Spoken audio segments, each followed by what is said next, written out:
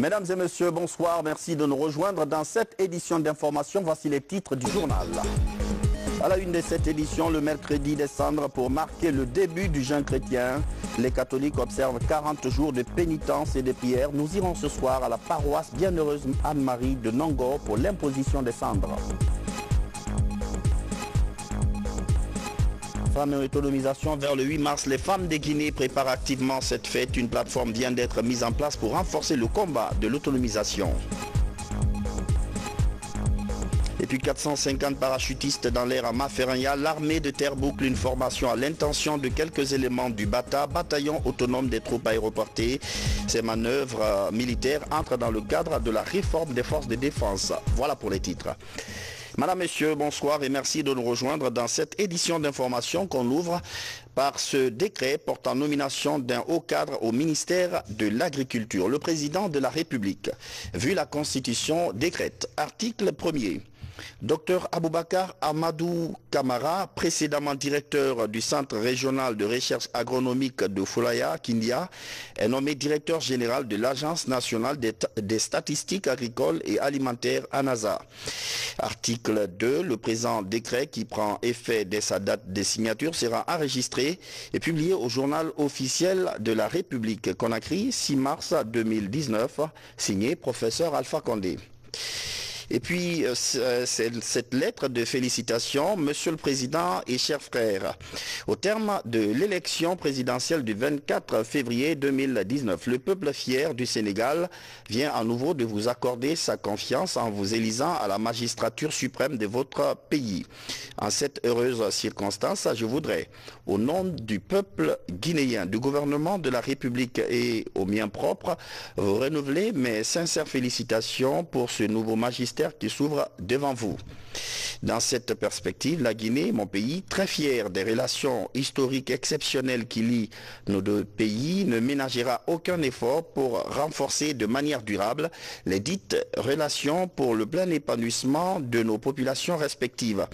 Veuillez agréer, Monsieur le Président de la République et chers frères, l'assurance de ma haute et fraternelle considération, signé professeur Alpha Condé, Président de la République.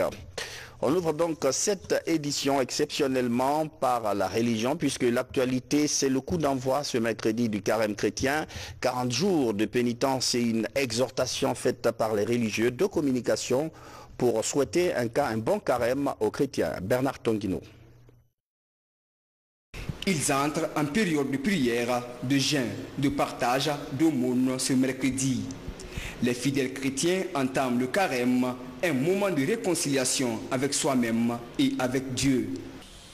Il s'agit pour nous, comme vous le savez bien, de répondre généreusement à l'invitation pressante de Dieu qui consiste à fournir davantage d'efforts en vue d'améliorer la qualité de notre vie intérieure. Cet effort devra s'opérer à 3 niveaux. Dans nos relations avec les autres en pratiquant le partage ou l'aumône, dans nos relations avec nous-mêmes en pratiquant le jeûne et dans nos relations avec Dieu en priant, comme Jésus qui se retirait souvent dans un endroit désert pour rencontrer son Père. Le moment de pénitence de la communauté chrétienne est une occasion saisie par Ali Jamal Bangoura, secrétaire général des affaires religieuses, pour demander aux fidèles chrétiens du pays de consacrer une bonne partie de leur prière en faveur de la quiétude sociale. Cette démarche de foi hautement spirituelle a une importance fondamentale pour la quiétude sociale, aussi bien dans notre cher et beau pays, la Guinée, que dans le reste du monde. Vos compatriotes croyantes musulmanes et croyants musulmans de Guinée sont de cœur avec vous. Le carême va s'achever par la célébration de la fête de Pâques, une fête qui commémore la résurrection du Christ. 50 jours seront essentiellement consacrés à la pénitence et au pardon. Le jeûne reste une dimension importante de cette démarche de conversion. Cependant, beaucoup de catholiques ne l'observent pas. Pour quelles raisons? Et surtout ceux qui jeûnent, comment doivent-ils le faire? C'est un reportage de Mohamed Lamine Solano. C'est le carême, et même si la tradition est largement partagée par les fidèles, tous les catholiques ne pratiquent pas le jeûne de la même manière. Pour moi, le jeûne, ce n'est pas que la privation de nourriture, c'est aussi un temps de pause sur tout ce qui est superflu. Les loisirs qui ne m'apportent pas grand-chose, les sorties inutiles, les fréquentations de certains endroits qui ne sont pas forcément utiles non plus. Donc je ne gêne pas les 40 jours volontairement parce que j'estime que ce n'est pas que ça la pénitence du carême. C'est un avis, mais il reste partagé par de nombreux fidèles. Entre abstinence, prière, partage, jeûne, chacun a sa façon de faire pénitence durant le carême. Paul lui prend la privation au sens plus littéral. La quarantaine révolue, il observe les 40 jours de jeûne depuis une vingtaine d'années. Cet exercice spirituel l'aide à se rendre plus disponible avant la montée vers Pâques. Je traduis ma foi dans le jeûne, dans ce que les préceptes de l'Église me recommandent dans le jeûne. Ce que le Christ m'a laissé comme enseignement. Fais-le sans gêner les autres. Fais-le en secret. Va prier en secret avec Dieu. C'est aussi ça l'esprit de carême. Prier, jeûner et partager dans le secret, tout en évitant de se laisser aller à de petits plaisirs comme manger de la viande fumée. C'est l'aspect du carême le plus pratiqué par les fidèles. Mais le jeûne est-il obligatoire pour le catholique? Sauf si l'on est empêché, l'on dit, par l'âge ou une maladie ou une situation sanitaire. Mais c'est une obligation pour le chrétien. Pourtant, en Guinée et même dans plusieurs pays catholiques, beaucoup de fidèles se contentent de jeûner le mercredi des cendres et le vendredi saint, jour de la crucifixion du Christ pour les chrétiens. Certains jamais. Et même si le jeûne reste l'aspect le plus connu du carême, la tradition de manger maigre n'est pas beaucoup encouragée par l'Église, qui insiste plus sur le respect des 3 P, prière, partage et pardon. Le jeûne n'a de sens que lorsqu'il permet de cultiver la solidarité avec les pauvres. On passe la journée à jeûne, il y a le pauvre qui est devant ma porte, je viendrai demain matin jeter le repas et je n'ai pas pu partager avec lui. J'ai jeûné. Pourquoi? Le jeûne n'est pas la finalité de notre carême. Le jeûne est le moyen qui favorise notre carême. Et notre carême a pour finalité la conversion, l'accueil du Christ qui ressuscite en nous. Alors il est demandé dans l'Église que nous puissions prendre un repas par jour. Un repas par jour. Et c'est à toi de t'organiser. Si tu le prends le matin, c'est que tu le reprendras demain matin. Si tu le prends le soir, tu le prendras le soir prochain. Mais un repas. Et ce repas, les 2 autres que tu devais prendre d'habitude, tu les offres à celui qui en a besoin. Il est aussi recommandé de faire en sorte que ce repas soit modéré. Certains ne mangent que du pain ou des aliments simples comme du riz. Et aux enfants, des communautés encouragent qu'ils fassent des efforts de carême, renoncer par exemple au chocolat et bonbons. Comme les femmes enceintes, ils sont dispensés de la loi de jeûne. Cette première journée a un sens particulier dans le calendrier catholique, c'est le mercredi des cendres. Les fidèles se sont rendus dans les églises pour l'imposition des cendres. En quoi consiste ce rituel? Valérie Talimané nous amène avec lui à la paroisse Bienheureuse Anne-Marie Javoué de Nongo. Suivez. C'est l'entame d'un long cheminement pour 40 jours de prière, d'aumône et de privation. L'entame du carême est marquée par une imposition de cendres sur le front de chaque fidèle. Un rituel de l'Église catholique universelle célébré chaque année dans l'intervalle du 5 février au 10 mars en fonction de la date de Pâques. La cendre, nous le savons déjà, dans le cursus de la Bible, nous pouvons le voir dans les psaumes, le livre de Job, même de Joël. Certains passages qui sont assez clairs du vécu du peuple d'Israël. Lorsqu'il se retrouvait en état de péché, automatiquement ce qui revenait c'était de se recouvrir de cendres pour reconnaître son tort et surtout son humilité. sa volonté à vouloir reprendre son intimité avec Dieu, en être pardonné et en être réconcilié avec Dieu. Voilà le sens profond de la cendre. Les cendres rituelles sont issues de la combustion des rameaux de l'année précédente qui ont été distribués aux fidèles lors de la fête du même nom. Pour les fidèles chrétiens, ce geste témoigne de la conversion profonde de tout l'être. C'est une conversion du catholique, du chrétien, parce que ce temps est un temps de conversion pour nous signifier que la route, le chemin que nous empruntons pour suivre le Seigneur durant ces 40 jours, que lui-même, il s'est engagé pour nous. Il a souffert sa passion.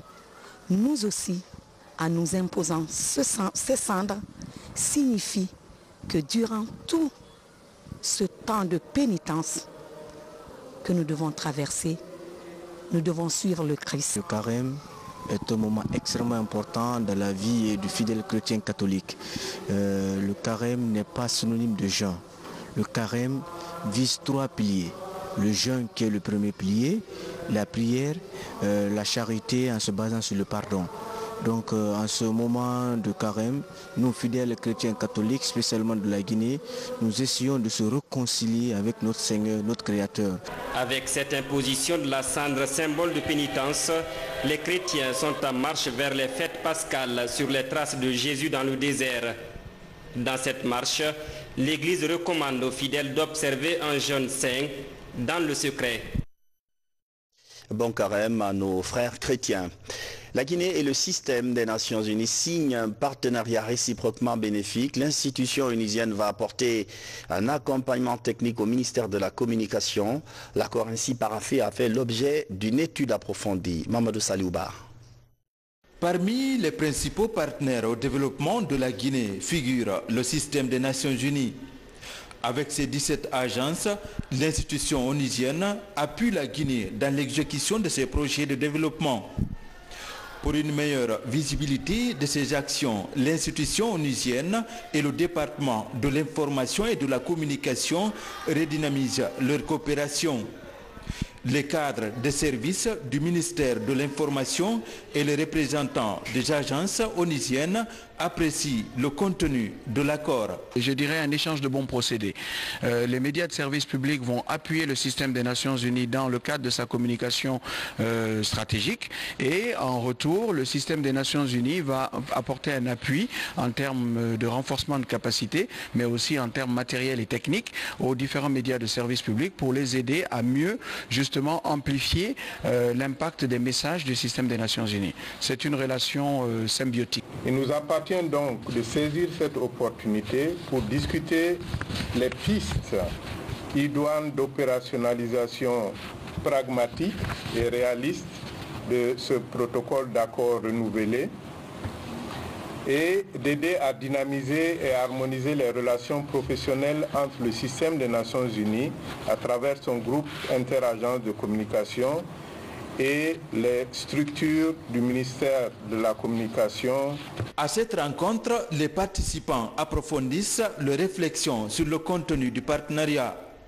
Avec l'application des engagements de l'accord entre les deux institutions, les populations pourront mieux apprécier l'accompagnement du système des Nations Unies dans le développement du pays. Le système des Nations Unies obéit toujours sur un cadre bien défini à travers des plateformes qui concernent directement les collectivités à la base et surtout les institutions au sommet, là où se prennent les décisions. Et le journal Lauréat est capable de relayer ces prises de décision aux plateformes au niveau des collectivités en un temps raccord, en mettant en place un mécanisme de transmission directe des messages, des informations au quotidien. Cette rencontre marque le début d'une collaboration dynamique mutuellement avantageuse entre les services du ministère de l'Information et les agences du système des Nations Unies. À Beila, une initiative présidentielle aide les femmes à faire face aux défis de la transformation risicole. Ces dames bénéficient d'une plateforme d'innovation pour transformer le riz. Les femmes étuveuses vont ainsi poursuivre leur travail, mais avec plus de facilité et accroître la production en milieu rural. Diamokaba, Nabi Kamara. La sous-préfecture de Gbessoba est l'un des greniers de la préfecture de Beila. Ici, une unité de transformation de riz est lancée. Sa vocation, favoriser l'auto-emploi des femmes rurales à travers l'apprentissage. C'est une véritable entreprise pour nous les femmes étuveuses. Elle va générer des revenus pour nous afin de mieux conserver nos aliments. Nous remercions le WAP Guinée et le président de la République, professeur Alpha Condé. Cette population ne pratique que l'agriculture, l'élevage. Avec l'offre de ce bijou, réellement ça ne fera qu'augmenter la productivité et lutter contre la pauvreté. Mais le seul choc, le problème de Gbessoba, il y a des temps à Gbessoba, on vend un sac de riz, un sac paddy de riz à 50 000 francs parce qu'il n'y a pas de route. Le projet est un appui du programme de productivité agricole en Afrique de l'Ouest, financé par la Banque mondiale. Il renforce l'initiative présidentielle pour gagner le pari de la modernisation agricole en Guinée.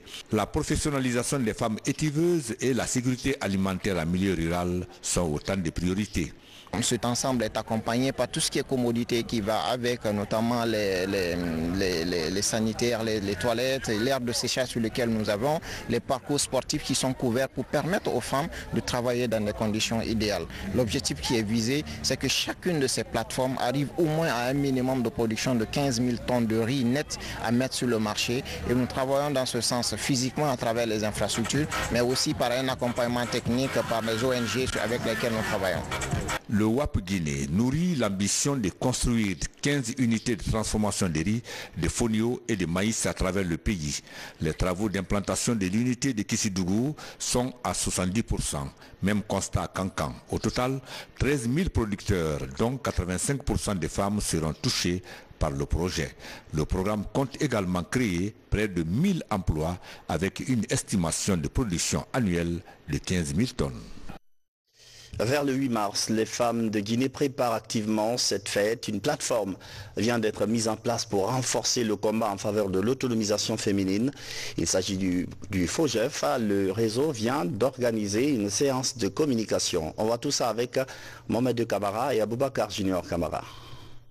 Ces femmes représentantes des différentes communes de Conakry participent à la première édition du Forum de la jeunesse féminine de Guinée.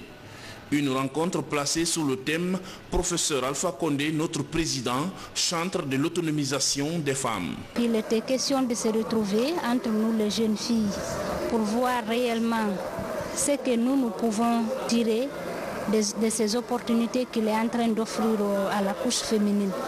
Donc nous allons débattre de ces questions et nous allons parler des centres d'autonomisation des femmes, des mutuelles financières des femmes africaines, pour voir réellement comment est-ce que ces jeunes dames et ces filles peuvent saisir ces opportunités pour en faire de véritables entreprises. Ce forum est ainsi un cadre d'échange sur les opportunités offertes aux femmes de pouvoir entreprendre pour devenir de véritables actrices du développement.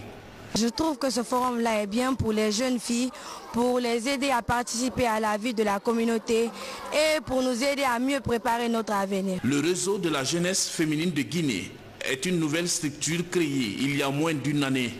Son combat est d'œuvrer pour l'émancipation de la couche féminine dans le pays. Les responsables de ce réseau comptent aller à la rencontre des femmes de l'intérieur du pays pour leur expliquer les instruments de développement à leur portée ainsi que moyen de les exploiter pour leur bien-être. Alors, comme je vous le disais, nous sommes dans la fièvre de la fête des femmes et dans ce sens-là, je reçois sur ce plateau Madame Djabi Adja Mariam Silla, ministre de l'Action sociale, de la promotion féminine et de l'enfance. Madame la ministre, bonsoir. Bonsoir. Bienvenue sur ce plateau. Merci beaucoup. Vous avez suivi tout à l'heure les deux préoccupations à Gbessoba, les femmes qui militent pour avoir une unité de transformation risicole. À Conakry, un réseau qui se met en place. En quelque sorte, deux combats, voire plusieurs, mais la même finalité, la promotion féminine. C'est aussi le sens qu'on donne à votre combat, madame. Bien sûr. Merci beaucoup. Je me réjouis de ce qui se passe en forêt. le compte rendu que je viens de suivre m'honore et puis me réjouit à plus d'un titre. Il faut saluer ici l'initiative présidentielle et surtout Monsieur le Président de la République qui œuvre à ce que les femmes guinéennes aient confiance en elles-mêmes, qu'elles puissent se surpasser pour pouvoir s'extirper de la pauvreté, de la précarité dans laquelle elles vivent. Et cela dit aujourd'hui, l'autonomisation de la femme a pris une certaine multidimensionnalité, s'il faut le dire comme ça. Alors, il s'agit de faire quoi? Aujourd'hui, il s'agit de créer des conditions pour que les femmes puissent vraiment assurer cette autonomisation à travers la formation, comme vous l'avez vu, le reportage, mais également leur accès au marché. Alors, une fois qu'elles ont été formées, qu'elles aient labellisé leurs produits, il va sans dire que ce qui reste maintenant, c'est l'accès au marché. Ce marché, oui, aujourd'hui, nous sommes avec l'AGOA et le gouvernement, à travers le ministère des Postes, des Télécommunications, dote le centre d'autonomisation où les femmes viennent apprendre l'outil informatique. Alors vous faites très bien de parler d'autonomisation de la femme. Avant, on parlait de beaucoup de choses, de promotion féminine, ça allait dans les réclamations, ça allait dans les plaidoyers. Aujourd'hui, les femmes sont devant, si vous voulez, de leur propre combat. Ce mois vous est dédié. Comment comprenez-vous tous ces glissements sémantiques-là de promotion juste vers l'autonomisation? Qu'est-ce que tout cela vous inspire? Ça n'a pas été donné. Ça n'a pas été donné. Vous savez, le 8 mars, c'est une journée de souvenir. C'est une journée qui est consacrée à la femme pour l'honorer, pour la célébrer. Une journée de victoire, parce qu'il y a plus de 100 ans, il y a des pionnières qui se sont révoltées contre les abus dont elles étaient victimes. Aujourd'hui, cela a fait écho à travers le monde et nous venons pour célébrer, magnifier, nous les femmes, nous-mêmes, nous nous célébrons, mais également nous faisons le plaidoyer pour qu'il y ait plus de conditions pour améliorer notre vie, mais également demander à l'État de rendre compte des engagements qu'il a pris, ça et là, par rapport à notre situation. Alors, vous parliez tout à l'heure de produits labellisés. En ce moment même, je vous dis qu'il y a, c'est un reportage qu'on va d'ailleurs suivre tout à l'heure, il y a un salon qui s'est ouvert à Conakry qui va permettre de présenter le textile guinéen pendant 3 jours. Un salon qui se tient du côté du centre culturel franco-guinéen. C'est un reportage exceptionnel de Maurice Sidibé qu'on va suivre et derrière on revient pour en parler. Merci. Cette prestation artistique marque le lancement des activités du Salon du textile et du pagne africain à Conakry. Un cadre de promotion, de valorisation et de vente du textile guinéen. L'ensemble des acteurs de la filière exposent ici leur création pendant 3 jours. C'est Alfadi, le célèbre couturier nigérien, qui m'a dit, il y a 18 ans, Madame Kaba, les Guinéens ont besoin d'être ambitieux. Ce que j'ai vu depuis ce matin, depuis que je suis dans cette salle, c'est ce qui fait que je suis fière de la Guinée. C'est ce qui fait notre identité et c'est ce qui nous unit. Je voudrais dire donc aux jeunes gens de continuer, d'oser, d'user et d'abuser du textile guinéen parce que l'habit ne fait pas le moine mais il l'annonce. Les différents centres d'autonomisation des femmes du pays sont aussi présents. Les motifs variés de Kendeli, l'épi ou encore forêt sacrée charment les visiteurs. Des produits artisanaux spécifiques à chaque région naturelle rappellent les beautés naturelles. Qui parle de textile parle derrière d'une identité. Et le Guinéen aujourd'hui s'identifie à travers le textile que nous avons chez nous. Quand vous prenez les femmes des CAF par exemple, vous les voyez en train de faire du kendeli, de l'épi. Et c'est dans ça que on s'identifie. Ce salon est organisé dans le cadre des festivités du 8 mars, la journée internationale des droits des femmes. Il est initié par une agence de communication soutenu par la Fondation Prosmi et le ministère de l'Action sociale. Le textile guinéen, Madame la ministre, un textile que vous allez sûrement mettre en valeur le 8 mars. On se souvient que le 8 mars 2018, toutes les femmes étaient bien habillées, les couleurs guinéennes et tout. Est-ce qu'on peut avoir quelques premières informations par rapport au tissu qui va être mis en valeur ce 8 mars? Alors, d'abord, je remercie Monsieur le Président de la République qui nous pousse à aller de l'avant, d'avoir confiance en nous. Le textile traditionnel, il a dit, je veux vous voir dans vos tenues. Alors vous voyez, Madame la ministre qui disait que l'habit ne fait pas le moine, mais c'est pas l'habit qu'on reconnaît le moine. Alors l'uniforme de cette année, l'année dernière c'était ampoule. Cette fois-ci c'est tata. Tata qu'on a mis, c'est des estampilles. On met dans la bougie et on met sous le pagne. Après on le trempe dans du bleu ciel. C'est ce que nous portons cette année. Une façon pour vous de valoriser encore... Mais bien sûr, bien sûr. Alors, quelle va être, au-delà de l'habillement, quelle va être la touche particulière de ce 8 mars-là? Comme il s'agit d'innover, vous nous avez vu parcourir la ville, en train d'échanger avec les femmes, nous concerter sur ce que nous devons faire cette année. Alors, en termes vraiment de surprise, vous allez voir que en plus de l'exposition que nous allons faire, nous allons procéder au lancement d'un projet, un programme d'appui à l'autonomisation de la femme qui est soutenu aujourd'hui par la BID et le programme des Nations Unies, bien sûr le gouvernement qui a déjà mis sa contrepartie annuelle en place. Donc ça c'est une chose vraiment que nous devons saluer parce qu'il s'agit depuis qu'il y a eu Ebola, nous avons beaucoup de femmes sous la main qui sont des veuves ayant des orphelins qu'il faille vraiment mettre dans le cursus économique.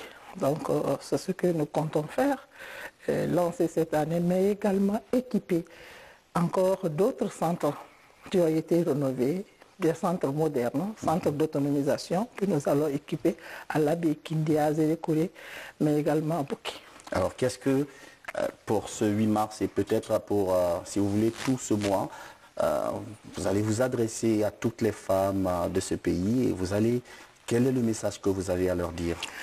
Alors nous allons nous parler nous-mêmes parce que nous avons décidé de le faire ensemble. Comme je l'ai dit, le salon dont vous parliez tantôt, c'est une activité qui a été concoctée avec cette agence qui organise et les femmes de l'artisanat. Alors il y a d'autres activités qui vont meubler. On ne va pas se limiter seulement aux activités génératrices de revenus, mais il y a la solidarité. Cette solidarité, Madame la Première Dame y met vraiment sa touche en rendant visite à des femmes qui sont malades, alitées dans les hôpitaux.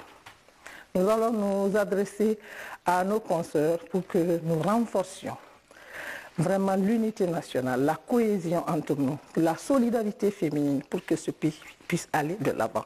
Nous sommes plus de 50% de la population. Si on n'est pas dans le cursus économique, si nous ne nous donnons pas la main, s'il n'y a pas la solidarité entre nous, il va sans dire que les objectifs que nous voulons atteindre, mais surtout le pays veut réaliser, ça ne sera pas une chose... une réalité. Merci beaucoup, Madame la ministre. Merci d'être passée dans cette édition.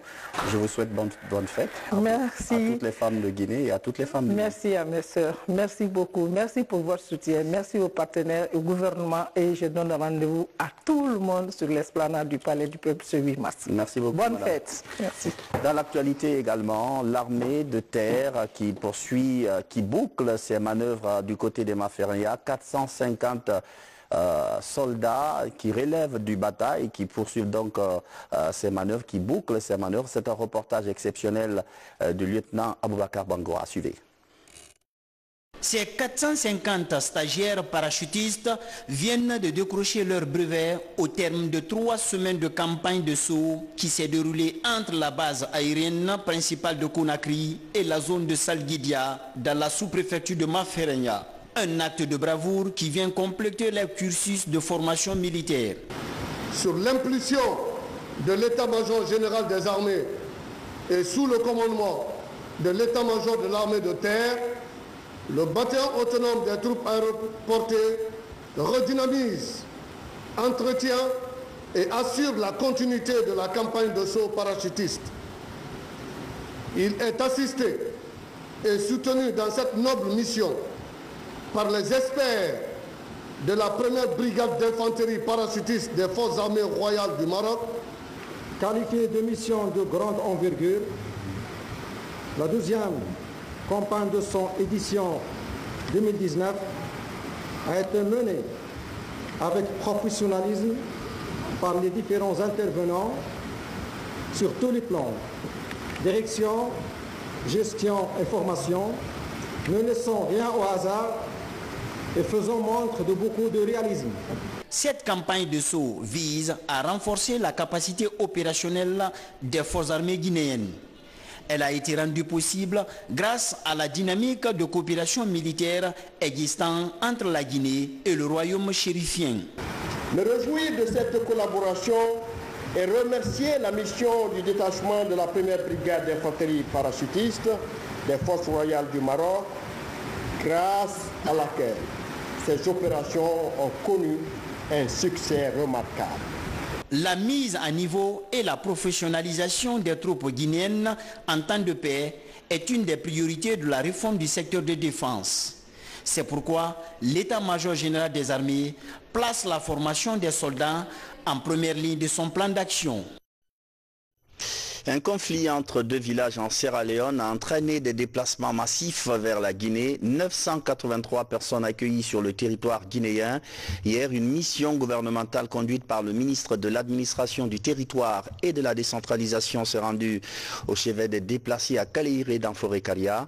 Le général Borema Condé leur a exprimé toute la solidarité guinéenne, comme nous le montre ce reportage de Mohamed Lamine Camara. À 18 km de la sous-préfecture de Benti, le district de Kaleiré. Il y a juste 8 jours, aux environs de 6 heures du matin, cette localité a accueilli cette forte communauté de déplacés venus de l'autre côté de la frontière. La faute à un conflit violent entre deux villages de la Sierra Leone autour de la construction d'un poste de santé. Depuis, 983 personnes, dont 97 enfants, partagent tout avec les populations de Kaleiré. Face à cette situation, le gouvernement guinéen apporte des vivres en guise d'assistance. Nous sommes venus d'abord faire passer le message de remerciement du président de la République et du premier ministre du gouvernement aux populations de Benti et précisément de Kaleiré. Car dans ce district, hommes et femmes, jeunes et vieux, ce sont tous sains pour qu'on puisse apporter l'assistance qu'il faut à cette population de réfugiés. Ensuite, présenter les dons vivres et non vivres que le chef de l'État nous a fait parvenir. Donc, 400 sacs de riz et 30 millions de francs guinéens représentant les frais de condiment ont été mis à la disposition des autorités locales de Benti, n'est-ce pas, notamment monsieur le maire, les sages, pour qu'on puisse, au niveau des familles qui abritent les familles de réfugiés, que l'on puisse répartir cette assistance et que l'on puisse donner la nourriture, n'est-ce pas, à nos étrangers. Les autorités préfectorales de Kambia en Sierra Leone se sont ajoutées à la mission. Le préfet apprécie le geste du président professeur Alpha Condé à sa juste valeur. Il a en outre rassuré ses compatriotes des dispositions sécuritaires prises pour favoriser le retour rapide au bercail. Thank the Guinean authority for their humanitarian gesture.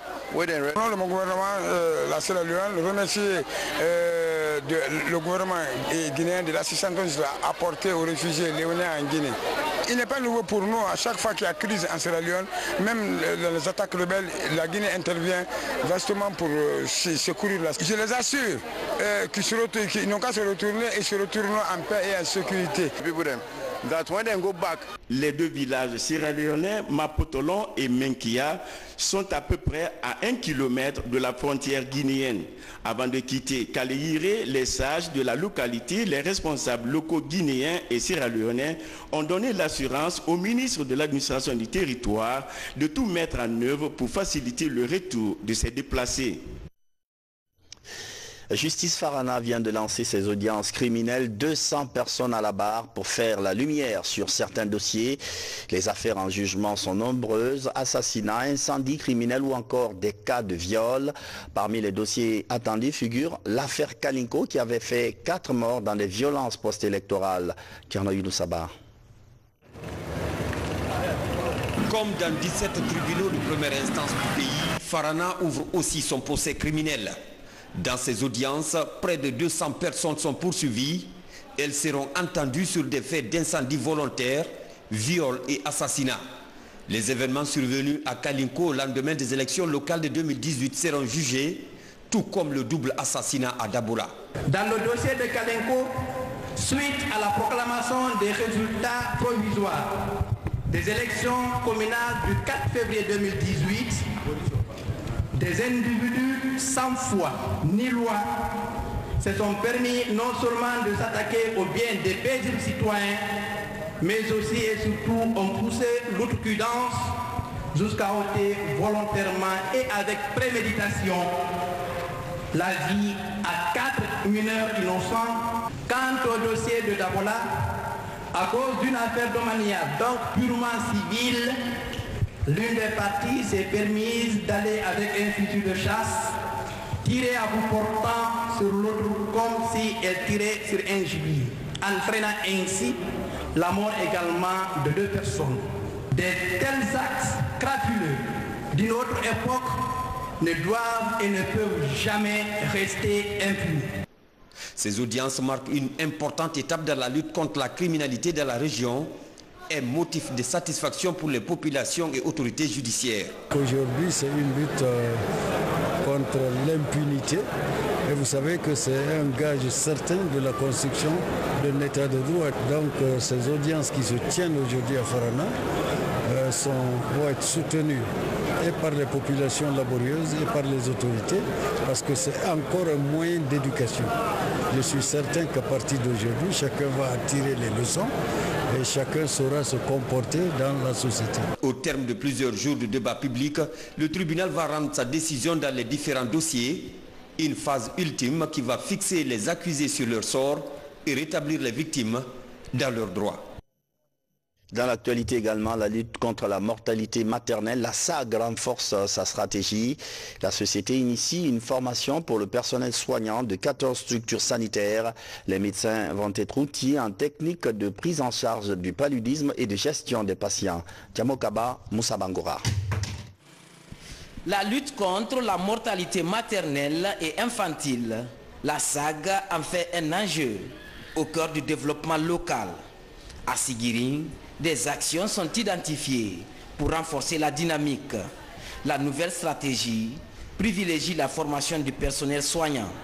Le programme touche 14 structures sanitaires en technique de prévention et de prise en charge des patients. Il y a 15 jours, nous avions une autre sage-femme qui travaillait au niveau de la réanimation néonatale et des formations au niveau de l'accouchement.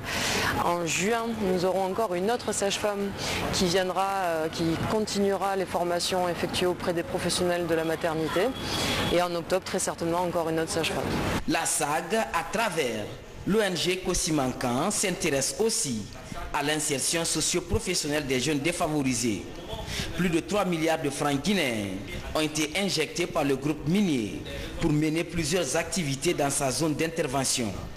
L'hôpital préfectoral de Siguiri a aussi bénéficié d'un appui en équipement et en matériel sanitaire pour améliorer les soins médicaux. L'ADM vient de nous donner 15 km gratuitement sans payer le carburant pour transporter les malades accidentés en cours de circulation. Et les femmes en grossesse à Siguiri Centre est gratuite. La réussite est vraiment totale et nous remercions très sincèrement la SAG qui, en plus de l'exploitation minière, s'occupe des aspects sociaux de la vie du projet à Siguiri. Le projet a duré 4 ans. Un comité de pilotage est mis en place à cet effet pour évaluer les résultats obtenus sur le terrain. Des propositions sont formulées pour valider les réajustements nécessaires afin de rendre les actions de ce projet plus durables. Et retour sur ce décret avant de boucler cette édition. Décret portant nomination d'un haut cadre au ministère de l'Agriculture. Le président de la République, vu la Constitution, décrète. Article 1er. Dr Aboubakar Ahmadou Kamara, précédemment directeur du Centre régional de recherche agronomique de Foulaya, Kindia, est nommé directeur général de l'Agence nationale des statistiques agricoles et alimentaires. Article 2. Le présent décret qui prend effet dès sa date de signature sera enregistré et publié au journal officiel de la République. Conakry 6 mars 2019, signé professeur Alpha Condé. C'est la fin de cette édition d'information. Merci de votre fidélité à la télévision nationale. Bonsoir.